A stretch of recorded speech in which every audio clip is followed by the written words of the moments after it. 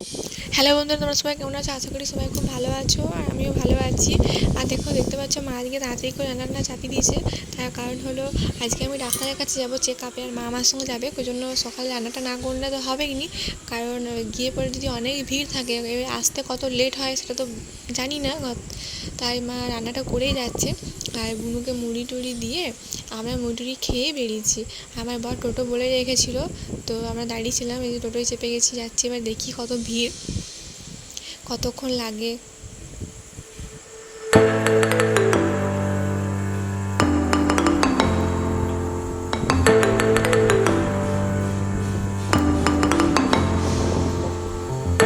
ডাক্তারখানে চলে এসেছিলাম, টিকিট কেটেছি, আমার 9 নম্বরের নাম আছে, এখনও ডাকেনি।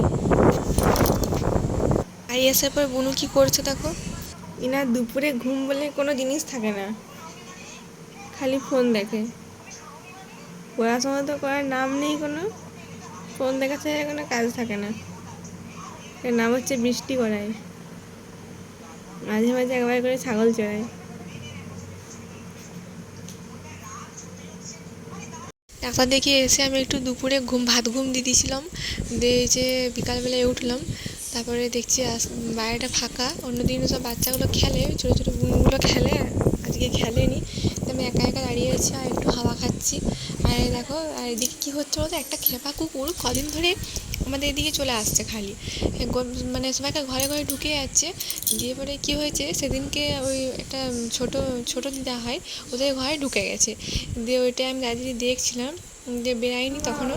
এখন বাজে 9:48। এখন আমার বুনু চা খাচ্ছে। আমার বুনু এরকমই করে, যখন তখন চা খায়, যখন তখন ওর খিদে পেয়ে যায়, কী আর বলবো।